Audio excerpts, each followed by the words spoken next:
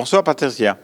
5 ans, c'est court et c'est long à la fois, mais le bilan est à la hauteur des espoirs et ambitions qui ont été à l'origine de la création de cette structure.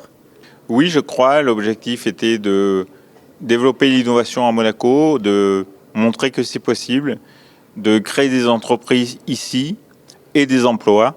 Et c'est ce que nous avons fait puisque 22 sociétés ont été créées à Monaco et 120 emplois ont été créés par les startups, dont plus de la moitié à Monaco. Et au total, combien de startups ont-elles été accueillies par Monaco Tech depuis sa création et combien sont-elles encore aujourd'hui ? Depuis la création, nous avons accueilli 45 startups.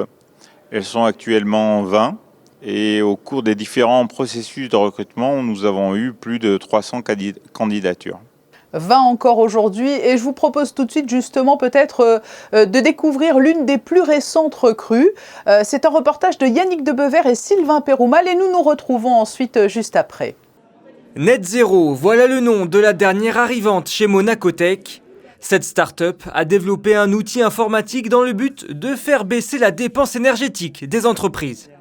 It's a software product that helps large businesses and governments measure their carbon emissions, reduce their carbon emissions, and disclose them to government bodies. So we help big companies and governments become greener. L'utilisation de Net Zero est intuitive. Les entreprises doivent simplement rentrer quelques données comme le nombre d'employés, les moyens de déplacement ou encore la manière de stocker ces données informatiques. Ensuite, l'outil se charge de calculer tout seul vos émissions de gaz à effet de serre et vous offre des solutions pour les diminuer. Une technologie verte importante pour Monaco Tech qui a su faire progresser cette entreprise née il y a 9 mois seulement. Monaco Tech has been an incredible journey for us. It helped us establish better processes, to close more customers, to win more business, to hire better people, and we've been able to accelerate our growth by the factor of 5 in just short couple of months because of the help that we've received from Monaco Tech. En même temps que Net Zero, la start-up Sphenoid a rejoint Monaco Tech. Il s'agit d'une entreprise spécialisée dans l'impression 3D destinée aux étudiants en chirurgie buccale et maxillofaciale. Voilà pour cet exemple de start-up Lionel Galfrey. Monaco Tech accueille tout type de secteur d'activité. Alors nous sommes spécialisés depuis 2 ans maintenant dans des secteurs particuliers. Nous avons décidé de capitaliser sur nos forces, sur les forces de Monaco, soit parce qu'il y a une tradition et un historique à Monaco, je pense au yachting par exemple, ou je pense à l'imagerie médicale, soit parce qu'il y a des centres d'excellence à Monaco, je pense à la biologie, à la biotech, et je pense à tout ce qui sont les technologies de développement durable, au développement durable, avec le discours depuis des années et l'engagement fort du souverain pour ces questions-là.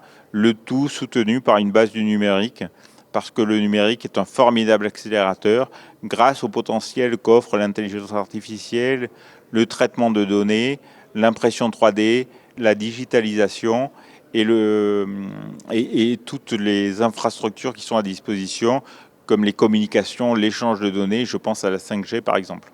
Voilà pour les secteurs les plus porteurs, les piliers. Que faut-il pour pouvoir candidater à Monaco Tech ? Il y a plusieurs sessions de recrutement régulièrement. Nous avons 2 sessions de recrutement par an, une pour une intégration début mars des startups et une pour une intégration début septembre. Ce qu'il faut pour candidater, il faut avoir une technologie innovante ou une idée vraiment innovante. Il faut avoir la volonté de la développer en principauté. Il faut avoir beaucoup d'enthousiasme et il faut savoir que ça va demander un engagement très fort de la part des porteurs de projets. Et il faut savoir aussi que Monaco Tech et l'ensemble du pays est là pour accompagner ces projets et les guider vers le succès. Vous avez parlé des différents secteurs que l'on peut trouver à Monaco Tech, mais en revanche, il n'y a pas de profil type, c'est-à-dire qu'il y a tous âges qui se côtoient au sein de la structure. Il y a des jeunes pousses portés par de jeunes entrepreneurs et des jeunes pousses poussés par des baroudeurs. Effectivement, le goût de l'entrepreneuriat n'a pas d'âge, on le découvre. Donc on a un spectre très large d'âge d'entrepreneurs. On voit qu'on a beaucoup d'entrepreneurs qui ont la quarantaine ou 35 ans, 40 ans. Et ces gens-là ont une force remarquable dans le sens où ils ont un vécu, une histoire, un passé professionnel avec des expériences riches et qu'à un moment donné, ils mettent tout leur savoir-faire au service de l'innovation qu'ils portent. Et ça, c'est une force remarquable pour ces entrepreneurs. À l'heure des bilans, Lionel Galfrey, quelles sont les plus belles réussites que l'on peut citer en exemple ? Alors des réussites qu'on peut citer en exemple, si je prendrais juste l'année 2022, on a eu 5 startups qui sont sorties de Monacotech et je dirais qu'ils sont sortis par le haut, dans le sens où leur parcours à Monacotech a été validé, elles ont trouvé des financements et elles ont trouvé des bureaux pour s'installer à Monaco. Je pense à FGWRS dans le retraitement des eaux grises, mais je pense aussi à Pineaply dans la sécurité numérique. Je pense à Yotnitz qui a réussi à lever des fonds cette année et qui s'est installé à Monaco. Et puis bien sûr, on ne peut que penser à Carlo qui est encore là et qui est véritablement un succès qui s'exporte. Mais on a eu d'autres sociétés qui sont étrangères.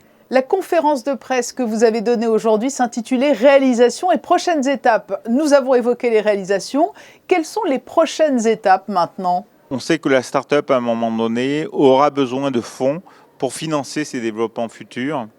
Et un des objectifs est de fédérer les formidables potentialités que nous avons à Monaco pour augmenter notre mise en contact et les possibilités de financement que les startups vont trouver ici.